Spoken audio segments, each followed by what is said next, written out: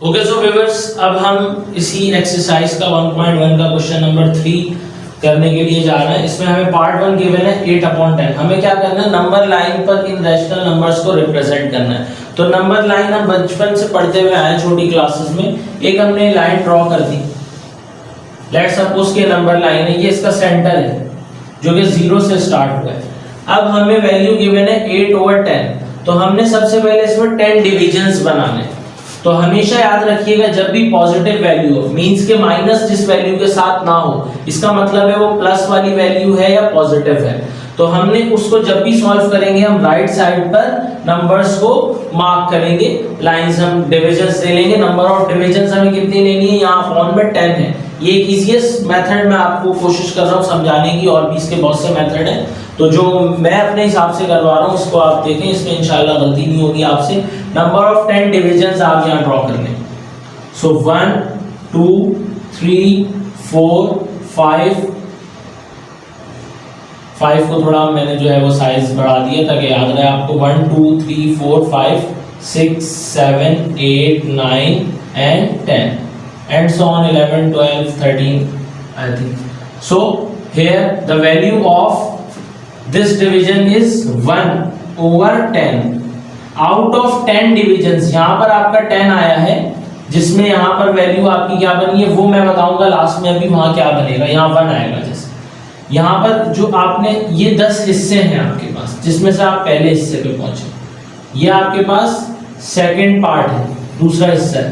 ये आपके पास तीसरा हिस्सा है 3/10। यहाँ पर आपके पास 4/10 होगा। यहाँ पर आपके पास 5/10 होगा। यहाँ पर आपके पास 6/10 होगा। यहाँ पर आपके पास 7/10 होगा। यहाँ पर आपके पास 8/10 होगा। यहाँ पर आपके पास 9/10 होगा। यहाँ पर आपके पास 10/10 हो जाएगा, जो कि कैंसिल होकर यहाँ पर 1 आया है। हमें आंसर कौन सा चाहिए था, ये पॉइंट प्लॉट करना था, जो कि मेरा इस वाले पार्ट पर ये मेरा आंसर प्लॉट हो गया। यहाँ आपने डॉट लगा दिया, ये आपकी नंबर लाइन कंप्लीट हो चुकी है। अब आप नेगेटिव साइड को भी एज इट इज लेकर चलना चाहें तो लेकर जा सकते। अब हम सेकंड वाले पे आते हैं। तो आप नेक्स्ट इसकी अलग से लाइन बनाइएगा और उस पर परफॉर्म कीजिएगा। नेगेटिव वाले को मैं इसी वाली लाइन पर प्लॉट कर रहा हूं। तो हम यहां से मूव करेंगे अगेन 1 2 3 4 5 6 7 8 9 10।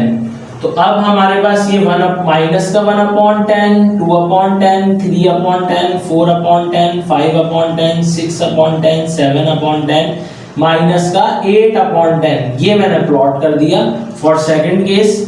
तो ये मेरे पास रिजल्ट आया -8/10। ये वाला जो रिजल्ट था मेरे पास वो मुझे यहाँ पर मिला था, इस वाले स्टेप पर। ये जो 7 इसके बाद आया था। ओके, सो बस ये मैंने प्लॉट कर दिया यहाँ पर, ये मेरा आंसर इजी है। अब हम नेक्स्ट आते हैं। नेक्स्ट क्वेश्चन है 1 × 1/4। अब आप फिलहाल इस 1 को आप जो है वो ना सोचें, आप सोचें 1/4 वैल्यू है जस्ट लाइक आप। अब आप क्या करेंगे, यहाँ पर आपने एक लाइन अगेन ड्रॉ की, नंबर लाइन जिसे हम कह रहे हैं, और यहाँ पर ये आपने सेंटर मार्क किया 0। और अब आपने कितने डिविजन्स मार्क करने, 1 2 3 and 4।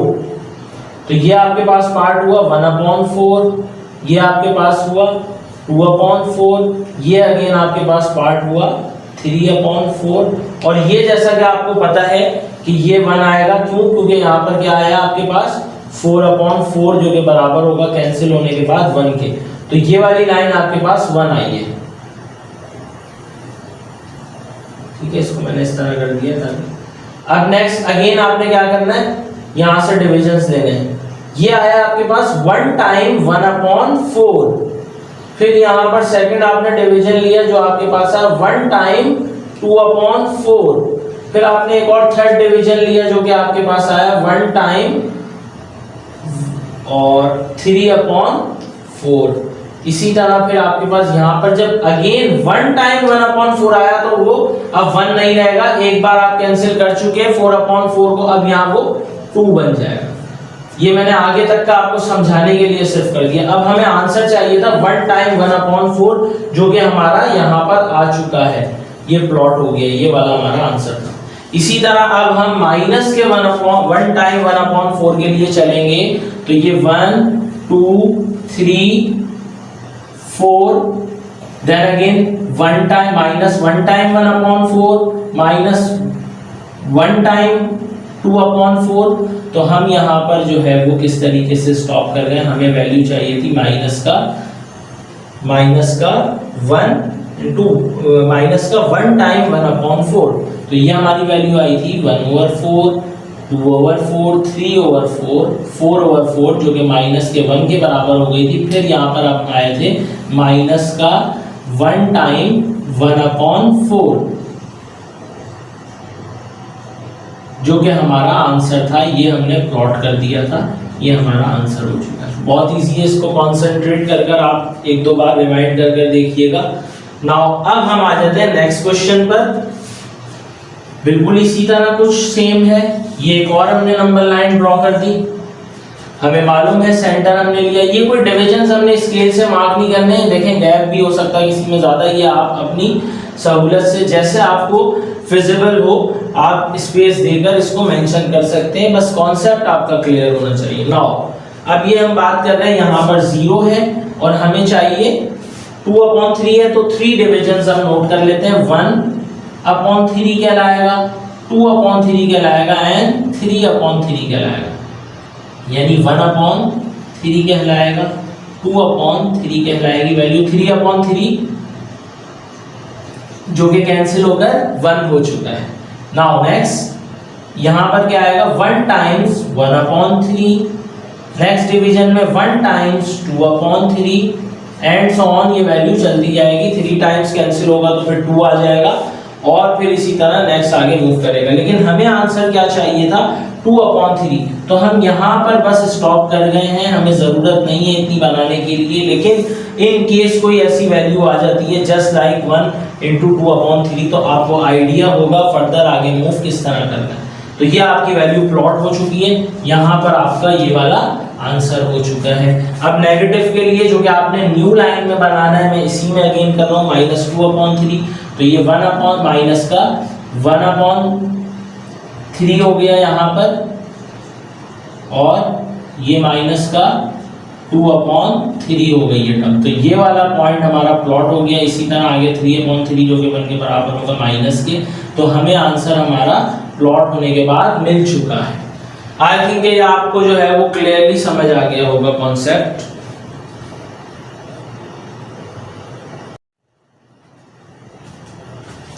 ओके सो क्लास, अब हमारे पास नेक्स्ट क्वेश्चन नंबर 4 है। Can you make a list of all rational number between 1 and 2? 1 और 2 के दरमियान कितने रैशनल नंबर आते हैं, तो वो हम जो है जनरेट कर लेंगे। वो टोटल हम चेक करते हैं कितने आते हैं, कोई लिमिट है उनकी या लिमिटेशन नहीं है, उनको चेक करने का तरीका मैं आपको बता देता हूँ। बहुत इजी है, थोड़ा लेंथी है लेकिन काफी इजी क्वेश्चन है। तो हम जो इधर फॉर्मूला यूज करेंगे फॉर रैशनल नंबर के लिए, तो वो कोई हमारे पास इतना मुश्किल नहीं है, वो बराबर है 1/2 into m plus n। Just like average का फॉर्मूला जैसे होता है a + b/2 या x + y/2, तो इसी तरह 1/2 इंटू m + n। तो फर्स्ट टाइम हम क्या करेंगे, जो हमें रेंज दी गई है उसको यूज करेंगे। लेट हमें दिया गया है m = 1 एंड n = 2, तो हम इसमें जब पुट करेंगे तो ये आपके पास 1/2 into 1 + 2 and the resultant value is 1/2 into 3 finally, so the resultant value becomes 2/3/2। तो ये आपके पास फर्स्ट रैशनल नंबर आ गया। अब नेक्स्ट आप रैशनल नंबर कैलकुलेट करने जा रहे हैं, तो सेम स्टेप्स को फॉलो करेंगे। लेट m की वैल्यू को आप जो है वो 1 ही लेंगे, और n की जो वैल्यू, अब जो रैशनल नंबर आपके पास आ चुका है उसको आप क्या ले लेंगे, सेकंड वैल्यू उसको कंसीडर करेंगे कि बाउंड्री अब आपके पास वहां से कम हो चुकी है, बल्कि ये आ गई। अब 1 और इसके दरमियान हम चेक कर लेते हैं कितने नंबर्स मौजूद हैं हमारे पास। सो ये आपके पास अगेन इस फॉर्मूला में आप पुट करेंगे इस वैल्यू को 1 + और n की वैल्यू आपके पास यहाँ पर 3/2 यानी कि 1/2। इसका हमने एलसीएम लिया, तो ये एलसीएम आपको लेने का तरीका मालूम है, 2 1s are 2, तो ये 2 आ गया आपके पास। फिर ये दोनों मल्टीप्लाई किए थे आपने डिनोमिनेटर, अब इस 2 को इस 1 से आप मल्टीप्लाई करेंगे और यहाँ लिखेंगे ऊपर न्यूमरेटर में 2 1s are 2 प्लस इस 1 को इस 3 से मल्टीप्लाई करेंगे 3 1s are 3, और ये जो सेंटर लाइन है ये सॉलिड हो जाएगी। सो द रिजल्ट आपके पास आएगा 1/2 एंड 5/2। ऊपर वाला 5 इस 1 से मल्टीप्लाई हुआ, 5 1s are 5 and 2 2s are 4। ये आपके पास सेकंड रैशनल नंबर आ गया। अब आप क्या करेंगे, इसी तरीके काम को फॉलो करते हुए थर्ड रैशनल नंबर निकालेंगे, तो लेट m की वैल्यू आपके पास 1 ही रहेगी, और जो आपके पास सेकंड n की वैल्यू है वो जो अपकमिंग नंबर था वो यूज करेंगे आप 5/4। तो अब ये आपके पास उसी फॉर्मूला के तहत सॉल्व होगा। ये आपके पास आ गया 1/2 और यहाँ पर वैल्यू आ गई 1, देन प्लस 5/4 मौजूद है। तो अब आपने इसको जब सॉल्व किया तो ये आपके पास 1/2 इंटू एलसीएम का same method, 4 1s are 4, 4 1s are 4 plus 5 1s are 5, तो ये आपके पास 1/2 into 9/4। So the final value becomes 9 1s are 9 and 4 2s are 8। तो आपके पास तीन रैशनल नंबर जो आपको मिले हैं 1 और 2 के दरमियान, वो कौन सा है? फर्स्ट है आपके पास 3/2, सेकंड है आपके पास 5/4 एंड थर्ड है आपके पास 9/8। और इसी पैटर्न को आप फॉलो करते हुए एंड सो ऑन नंबर्स को कैलकुलेट करते चले जाएंगे। तो इससे हमें यह आइडिया हुआ there are the infinite numbers, infinite rational numbers between 1 and 2. So I think you all have to understand this question properly, और ये आपको clearly concepts के साथ समझ आ चुका है।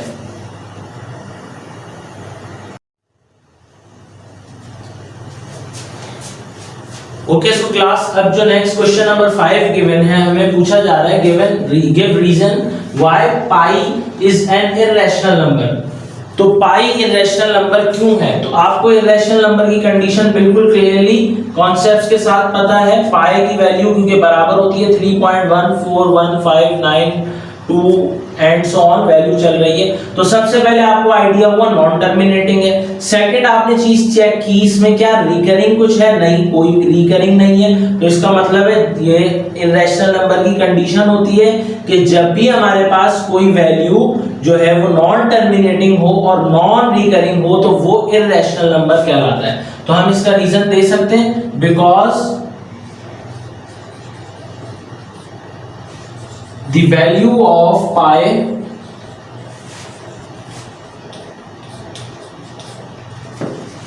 is non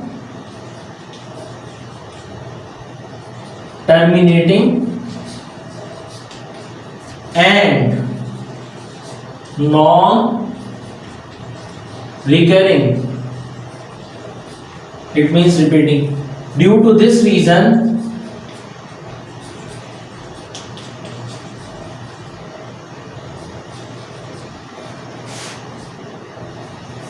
pi is called an irrational number. Okay, I think ये clear होगा ही आपको। ओके सो क्लास, अब इस एक्सरसाइज का हमारे पास लास्ट क्वेश्चन है, क्वेश्चन नंबर 6।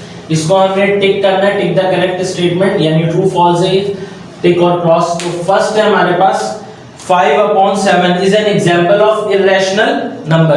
तो ये बिल्कुल इररेशनल नंबर की एग्जांपल है, ये ट्रू हो गया क्योंकि आप जब इसको सॉल्व करेंगे तो जो रिजल्ट आ रहा होगा वो टर्मिनेटिंग वैल्यू होगी।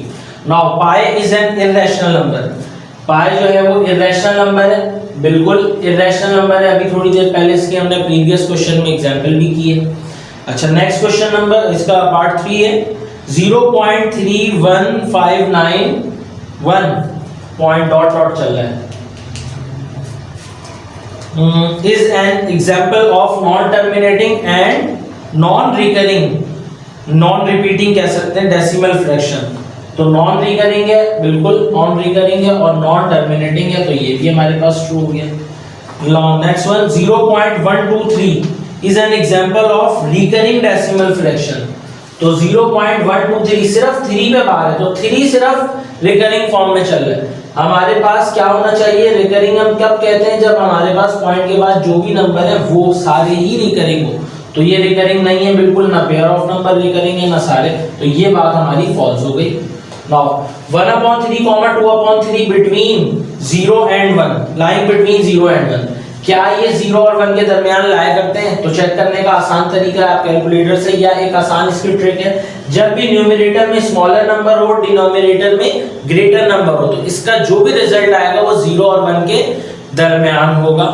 इसी तरह 2/3 है, तो 2 जो है वो स्मॉलर है और 3 जो है वो ग्रेटर है, तो यानी कि ये बात कंफर्म हो गई, तो रिजल्ट इनका ट्रू होगा। इन दोनों का जो आंसर आएगा वो 0 और 1 के दरमियान होगा। 1/√3 जो है वो रैशनल नंबर है, तो क्या ये रैशनल नंबर है? नहीं, बिल्कुल नहीं। इसका आंसर हमने पहले फर्स्ट क्वेश्चन में निकाला भी था, तो वो टर्मिनेटिंग चल रहा था और नॉन रिकरिंग, तो इस वजह से वो इररेशनल था, तो इसका जो फाइनल आंसर आएगा वो ये फॉल्स होगा। Okay, so class I think के आप लोगों को तमाम जो भी एक्सरसाइज 1.1 है इसके जितने भी क्वेश्चंस हैं आई थिंक के प्रॉपर्ली क्लियरली समझ आ गए होंगे और कॉन्सेप्ट्स भी इसके क्लियर हो गए होंगे, उम्मीद है। तो आप लोगों से जो है वो यही, आप लोगों ने करना क्या है, कमेंट में जो भी आपको प्रॉब्लम है वो आप वहाँ पर पूछ सकते हैं, तो फिजिबल टाइम में इंशाल्लाह आपको उसका आंसर दे दिया जाएगा। Thank you class.